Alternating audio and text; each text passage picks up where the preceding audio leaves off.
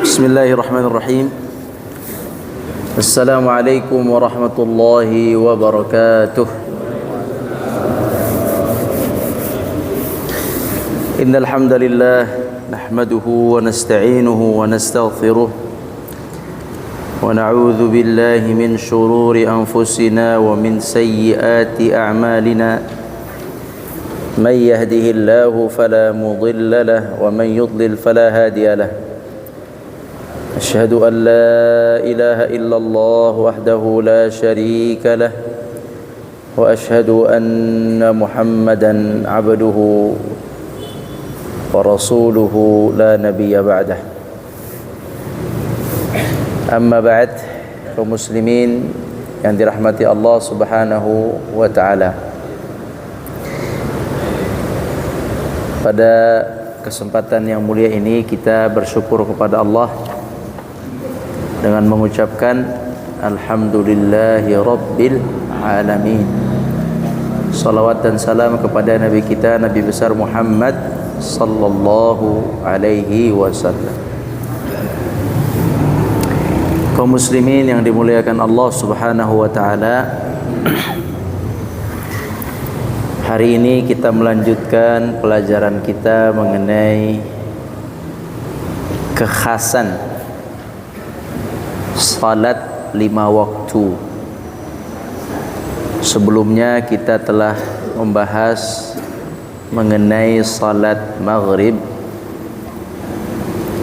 Untuk saat ini kita akan membahas salat isya insyaallah. Salat isya. Yang pertama kita akan membaca kisah Mu'adz bin Jabal. Kenapa kisah ini kita masukkan? Karena kisah ini penting. Salah satu dalil yang cukup kuat mengenai hukum salat berjamaah. Ini kisah Mu'adz, ini terkenal. Kisahnya terkenal, makanya kita harus tahu kisah ini. Yaitu Mu'adz bin Jabal. Mu'adz ibn Jabal adalah salah satu sahabat Nabi sallallahu alaihi wasallam. Dan Mu'adz adalah salah satu dari sahabat yang disebut oleh Nabi sebagai rujukan Al-Quran. Rujukan. Ya, jadi ada beberapa sahabat yang menjadi rujukan dalam Al-Quran. Mayoritas sahabat itu menghafal Quran dan memahaminya, tetapi yang menjadi rujukan salah satunya untuk belajar Quran saat itu adalah Mu'adz bin Jabal. Ya, Mu'adz ibnu Jabal adalah salah satu rujukan bagi sahabat yang ingin belajar Quran, ingin belajar lafaz, ingin mengambil hafalan, itu menuju Mu'adz bin Jabal.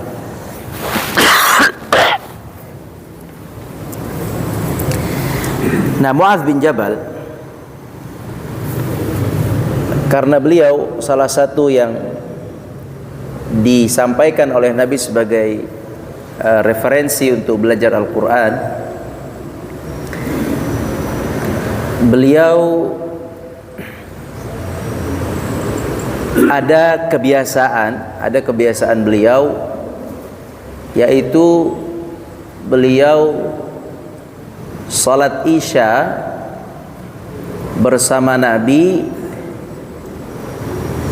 Ya, salat isya di Masjid Nabi, kemudian selesai salat bersama Nabi, pulang ke kampungnya, ke rumahnya di Kampung Salamah. Nama kampungnya Kampung Salamah. Kemudian di kampung sana barulah Mu'adz salat menjadi imam. Jadi Mu'adz punya kebiasaan Salat isyanya 2 kali begitu. Yang pertama di mana? Bersama Nabi. Yang kedua di kampungnya. Ini dilakukan tidak sekali, beberapa kali. Kenapa Mu'adz melakukan seperti itu? Karena di kampungnya belum ada yang mampu untuk memimpin sholat begitu.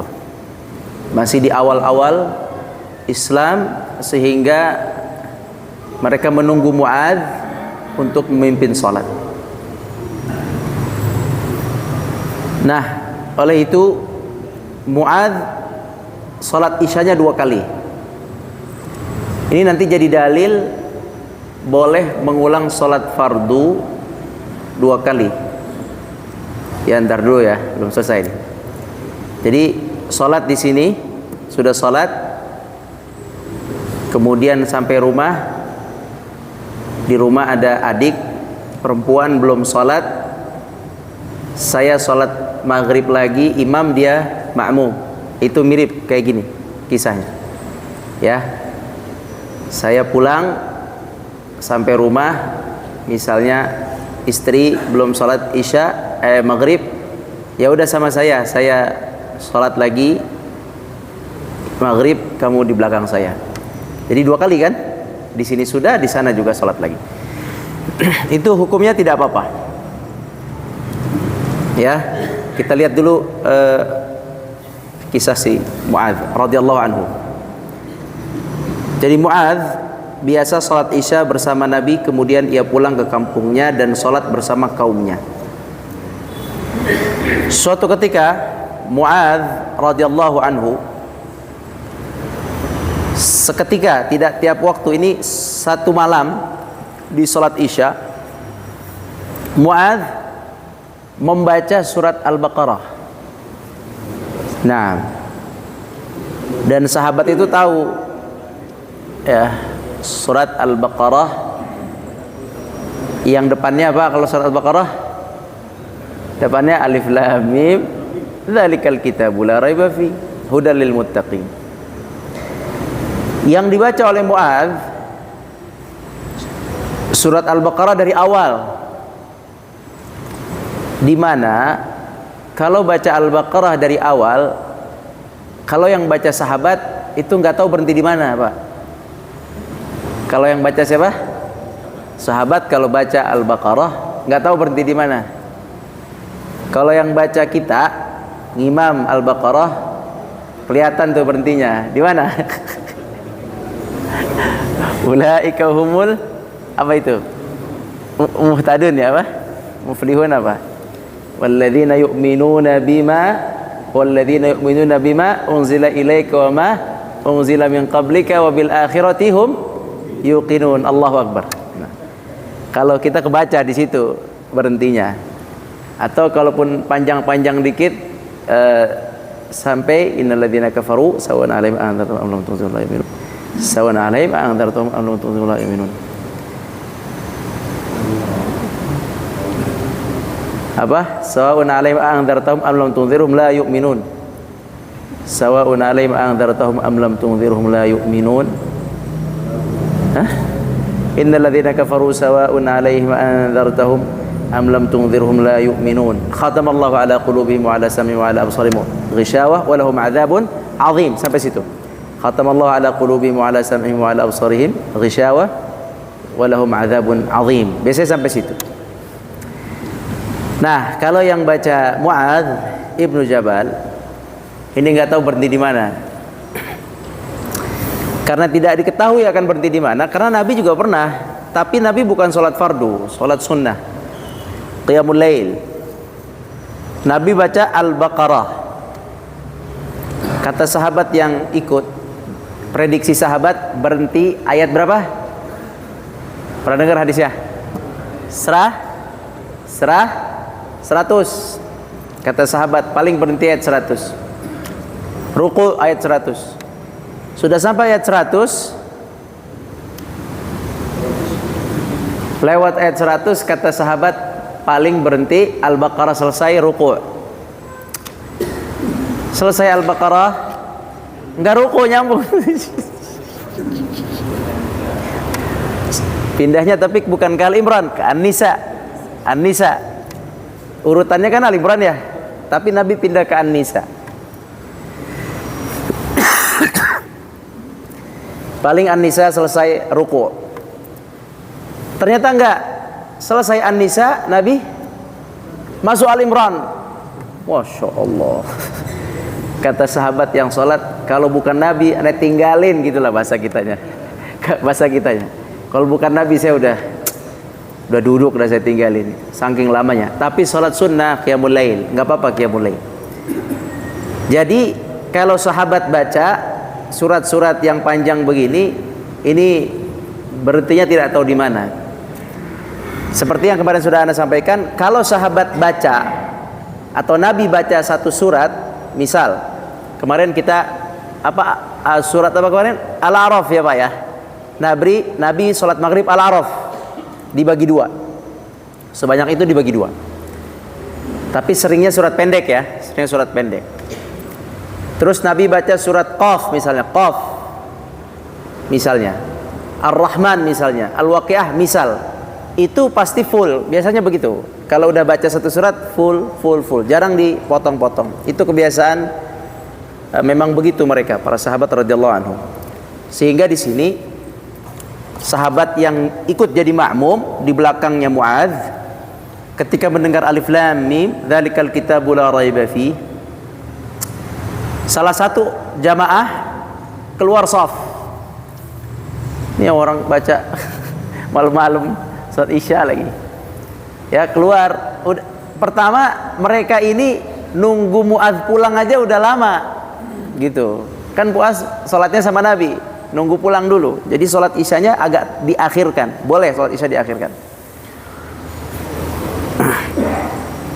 Akhirnya salat Isya Al-Baqarah, kemudian beliau mundur dan bukan hanya meninggalkan masjid, tapi salat 2 rakaat dengan ayat yang pendek, kemudian dah meninggal. Jadi keluar shaf, salat di situ pula 2 rakaat dan kemudian meninggalkan shaf. Nah, selesai salat Isya, biasalah netizen ya, rame. Ada yang keluar tadi tuh dari shaf, kemudian salat sendiri, terus pulang.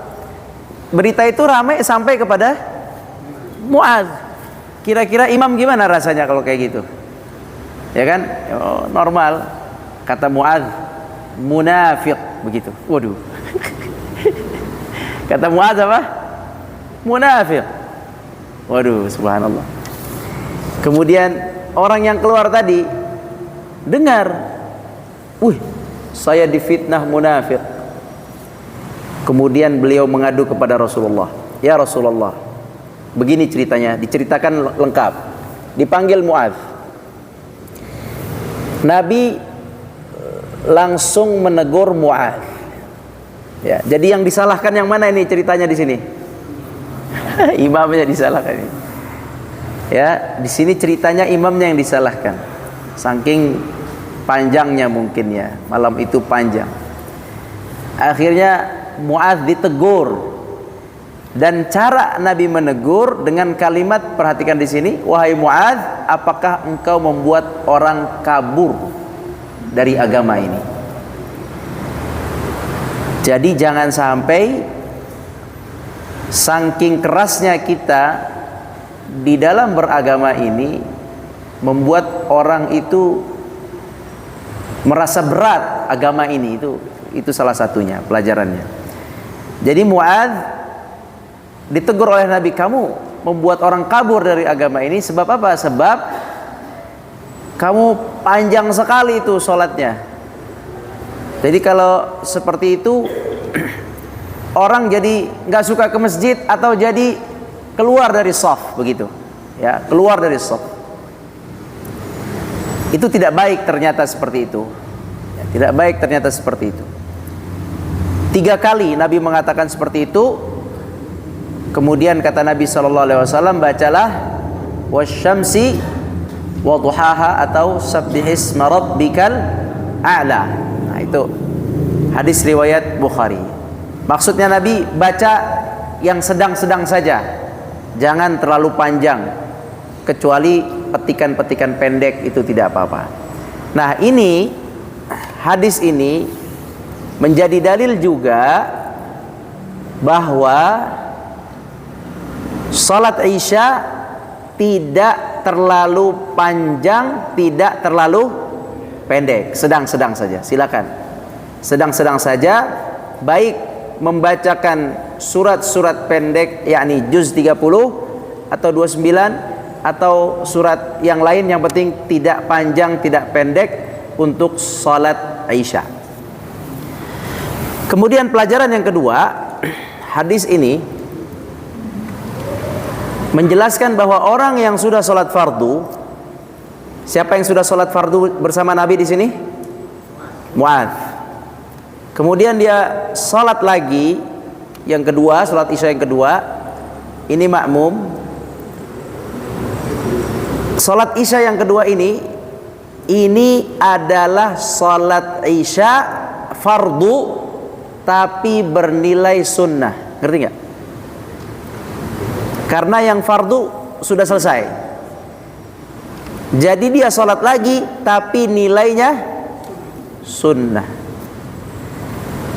Ini jadi dalil ya, karena ada penjelasan mengenai ini, ada lagi bahwa Muadz salat fardu Isya di Nabi, kemudian salat fardu Isya di kampungnya, namun tercatat sunnah, gitu, ada penjelasan itu. Jadi beliau salat Isya di kampungnya ini tercatat nilainya sunnah, sebab fardunya sudah selesai di sini. Ini jadi dalil, Pak, bolehnya makmumnya salat fardu, imamnya salat sunnah. Ini dalilnya nih, kalau mau tahu ini dalilnya. Karena makmumnya Muadz di kampungnya salat fardu Isya, kan belum salat Isya mereka. Jadi bagi mereka fardu karena baru pertama. Bagi Muadz salat Isyanya saat itu menjadi salat Isya yang sunnah, sebab sudah dilakukan.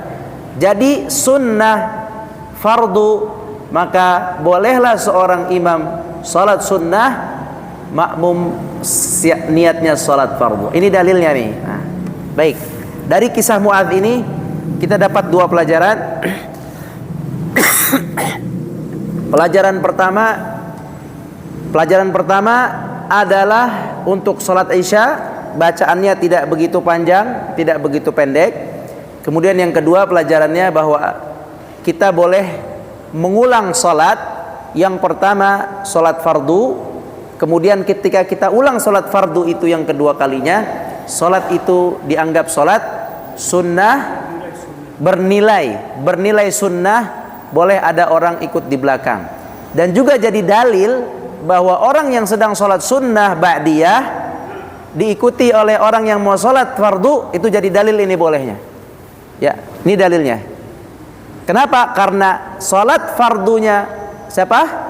Muadz bernilai sunnah tadi boleh. Jadi itu dalilnya ini. Ini dalil terkenal yang dipakai ulama untuk pembolehan imam salat sunnah, makmum salat fardu.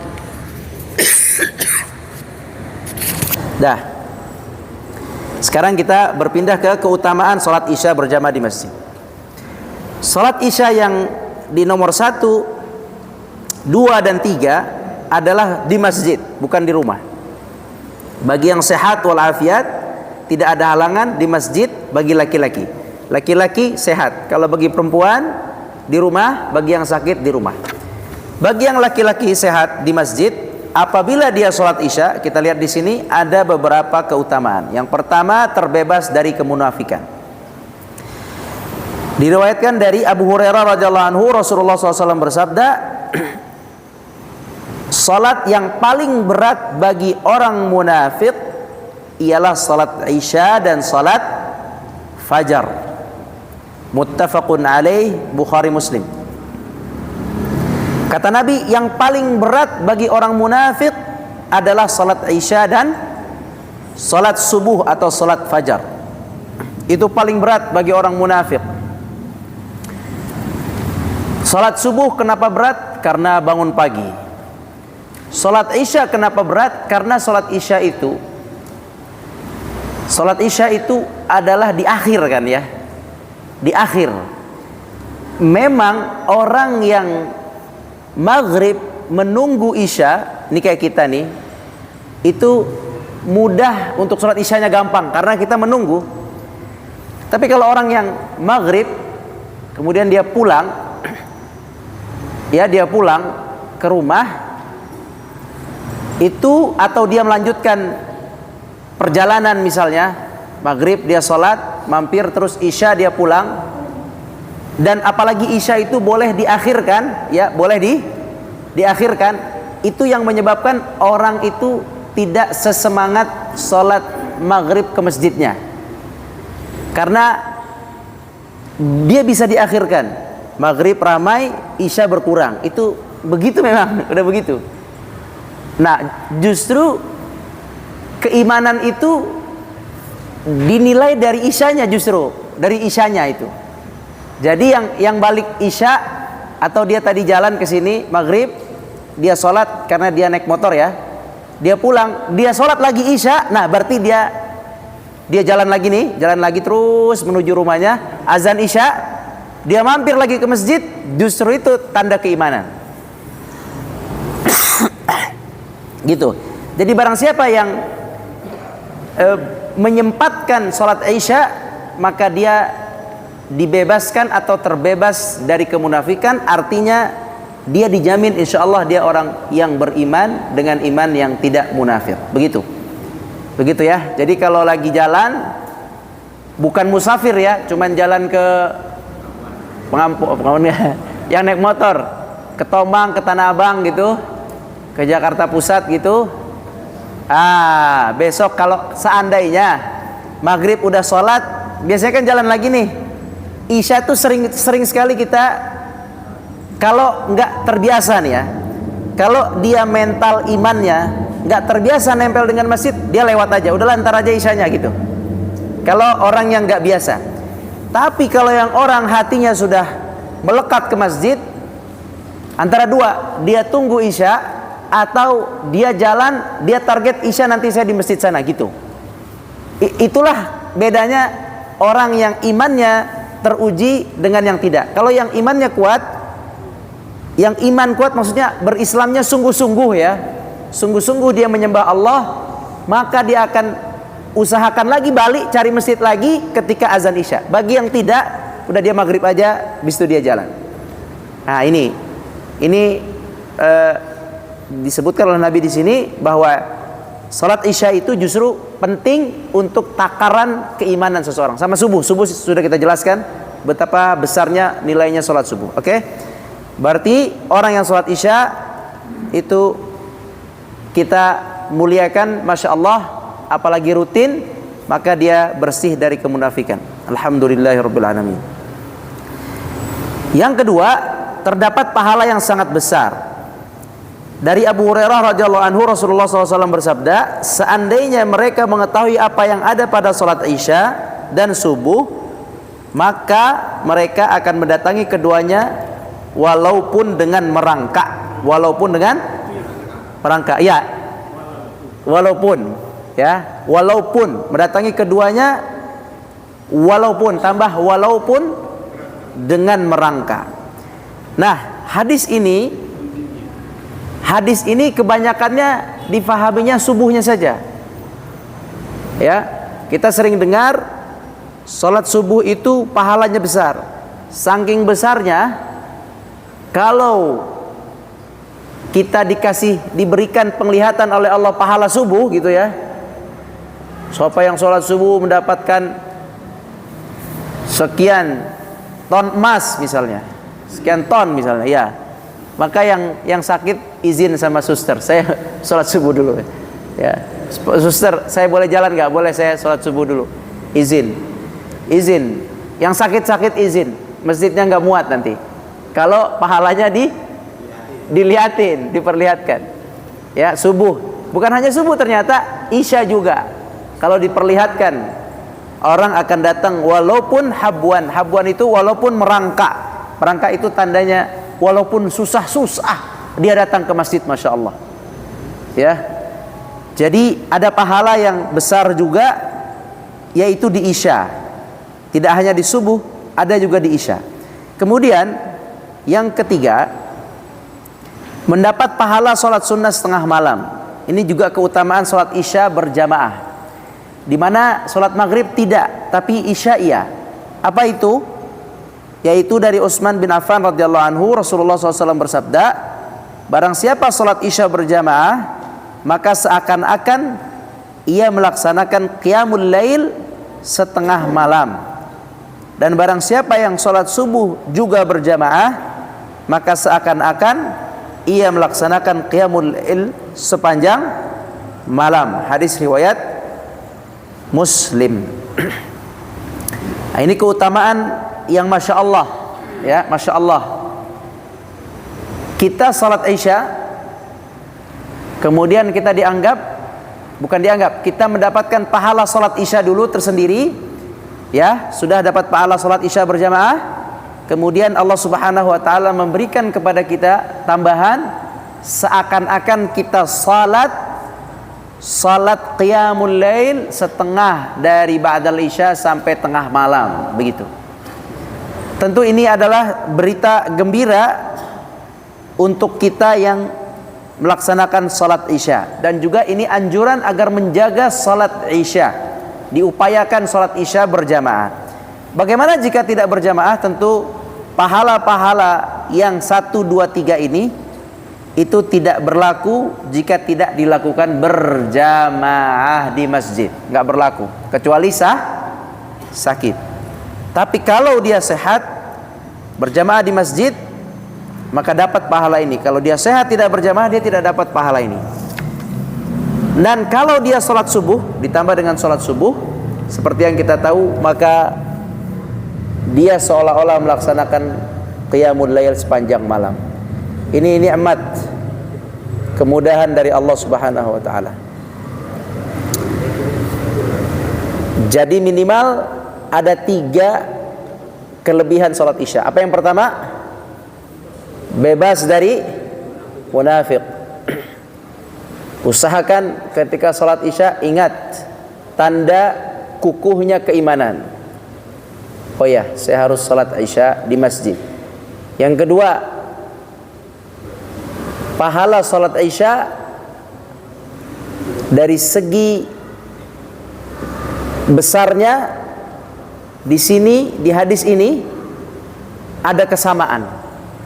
Ada kesamaan dari segi besar pahalanya, yaitu jika diperlihatkan, manusia akan datang walaupun dengan ya, itu diingat juga. Oh, ada pahala besar, maka upayakan.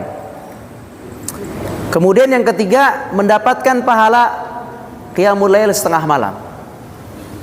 Sebenarnya Pak, bismillah, ada satu hadis, cuman anak nggak sempat cantumkan di sini. Hadis yang menjelaskan orang yang salat ke masjid ingin berjamaah sampai masjid sudah salam imam, sudah selesai, itu ada hadis, makmumnya dapat pahala sempurna seperti yang bersama imam. Dia dapat pahala seperti yang bersama imam.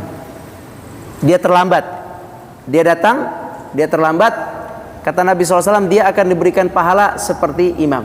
Seperti apa? Makmum yang bersama imam. Tapi itu bukan yang kebiasaan, bukan yang iya, terus-terusan. Sama aja pahalanya, ternyata aja. Enggak. Iya, bukan. Itu buat yang dia berusaha untuk tidak terlambat selesai imam, ya, tiba-tiba suatu ketika imam sudah selesai. Karena sering juga kita baru datang dari mana, aduh, udah pada mau bubar nih. Karena kan kadang nggak enak Pak ya. Orang keluar kita masuk rasanya gimana gitu kan. Orang udah mau keluar kita baru masuk, atau orang udah pada berdiri dari soft kita baru mau sholat. Kayaknya nggak enak aja. Tapi kalau itu terjadinya tidak rutin, ya, sesekali, tidak sengaja dan tidak rutin, ya, maka itu dianggap sama dengan dia makmum bersama imam. Itu Masya Allah ya, Masya Allah. Nah itu jadi Bapak Ibu sekalian, Diusahakanlah kalau memang bisa sempat mampir ke masjid, lagi di jalan mampirlah, walaupun selesai sudah imamnya, tidak apa-apa, sholat di situ. Yang keempat ini ada sebuah hadis namun dhaif, ya, tapi tidak apa-apa kita baca, sehingga kalau nanti sampai hadis ini kepada kita melalui media sosial, kita sudah tahu apa itu, yaitu 4 rakaat 1 salam setelah Isya. Jadi 4 rakaat, bukan 2 rakaat. Kalau 2 rakaat ba'diyah, ya kan? Sudah ya, kita paham kalau ba'diyah. Ini hadisnya sendiri, berdiri sendiri 4 rakaat. Terdapat hadis yang menjelaskan bahwa Nabi sholat 4 rakaat setelah Isya, 1 salam ya, 4 rakaat 1 salam setelah Isya. Namun hadis ini dhaif, yaitu dari Ibnu Umar radhiyallahu anhu, Rasulullah SAW bersabda, barang siapa sholat Isya berjamaah kemudian sholat 4 rakaat sebelum keluar dari masjid, ya, jadi sholat Isya berjamaah, kemudian sholat sunnah ba'diyah, kemudian dia tambah 4 rakaat lagi sebelum keluar masjid, maka ia mendapatkan pahala seperti sholat di malam Lailatul Qadar, ya. Hadis riwayat Tabrani. Namun hadis ini statusnya dhaif, sehingga tidak menjadi amalan rutin, sehingga kita mungkin juga baru dengar begitu. Karena memang hadisnya dhaif, sehingga tidak disebarkan juga hadis ini. Tidak menjadi amalan yang prioritas lah, karena status hadisnya memang dhaif. Juga terdapat athar itu dari sahabat, kalau hadis dari Nabi. Jadi sahabat yang ngomong, kalau hadis yang berbicara Nabi, kalau athar yang berbicara sahabat. Di sini yang berbicara adalah sahabat Abdullah bin Mas'ud radhiyallahu anhu. Abdullah bin Mas'ud radhiyallahu anhu berkata, barang siapa sholat 4 rakaat setelah Isya 1 salam. Ini perkataan beliau. Tentu beliau mengambil kata-kata ini karena mendengar dari Nabi sebelumnya. Beliau berkata, barang siapa yang sholat 4 rakaat setelah Isya 1 salam, maka baginya pahala bagaikan sholat di Lailatul Qadar. Dikeluarkan oleh Abi Syaibah dalam kitab Musannaf. Nah, sebagian ulama mengamalkan hadis ini, namun kebanyakannya tidak mengamalkan. Ya, kebanyakannya tidak mengamalkan. Apa bedanya hadis yang di atas, yang riwayat Tabrani dengan yang riwayat Abi Syaibah? Apa bedanya? Bedanya yang di atas, Nabi sholatnya di masjid 4 rakaat. Jadi sholat Isya 4, kemudian sholat sunnah 2, kemudian sholat Isya 4. Itu yang hadis di atas. Yang di bawah nggak mesti di atas, nggak mesti di masjid. Sholat Isya di masjid, terus sholat sunnah ba'diyah boleh di masjid, kemudian sholat 4 rakaat 1 salam di rumah tidak apa-apa. Kalau yang bawah, hadis yang bawah, yang Abi Syaibah, yang di atas harus di masjid, yang di bawah tidak di masjid. Tapi kebanyakan riwayatnya ini seperti yang di bawah, justru banyaknya, yakni di rumah, ya. Jadi Bapak Ibu sekalian, seandainya mau ngamalin ini sekali-sekali, itu boleh-boleh aja. Karena hadis yang statusnya dhaif itu tidak untuk dilanjutkan, tapi boleh sekali-sekali. Bisa dipahami ya? Tidak untuk dilanjutkan, disebarkan, digaungkan, tidak, tapi sesekali. Karena hadis dhaif, kenapa sesekali? Karena hadis dhaif itu berpotensi juga dari Nabi gitu. Ya. Beda hadis palsu dengan hadis dhaif. Kalau palsu sudah pasti palsu, nggak akan kita pakai sama sekali. Kalau dhaif itu ada kemungkinan, sehingga tidak semua ulama membuang seutuhnya. Ada yang juga mengamalkan, cuman tidak untuk dijadikan rutin gitu. Jadi ini pengetahuan aja. Yang ini ba'dal Isya, setelah sholat fardu, sholat sunnah ba'diyah, ada sholat 4 rakaat yang pahalanya seperti Lailatul Qadar. Tapi ketahui hadis itu statusnya dhaif, tapi bukan dhaif yang sangat apa? Iya, bukan dhaif yang dibuang, bukan. Dhaif yang ya tadi, kalau mau melakukan sekali, 2 kali, dah. Tidak perlu dirutinkan. Nah, ini informasi saja ya. Informasi saja supaya jelas. Takutnya hadis ini menyebar, kemudian heboh kan, orang kita suka heboh kan. Wah, bagus nih, langsung ngamalin, suka gitu kan. Jadi ini pemberitahuan aja bahwa hadis ini ada, tapi statusnya dhaif yang tidak parah, dhaif yang masih bisa diamalkan 1, 2, 3 kali, tidak dirutinkan. Baik, demikian kurang lebih masalah sholat isya. Mudah-mudahan bermanfaat. Silakan jika ada yang bertanya. Ada pertanyaan?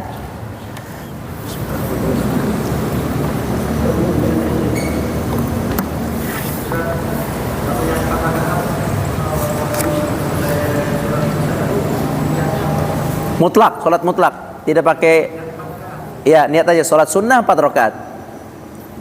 Tidak ada namanya sholat mutlak. Kalau sholat mutlak itu niatnya cukup sholat sunnah 2 rakaat, sholat sunnah 4 rakaat gitu. Iya, di sini hadisnya 1 salam, 4 1 salam, kayak sholat isya, tidak pakai tahiyat. Ya, ingat ya, jangan salah ya. Hadis ini statusnya apa? Dhaif. Tidak untuk rutinkan, jangan salah, ntar salah paham lagi. Bukan untuk sesekali aja.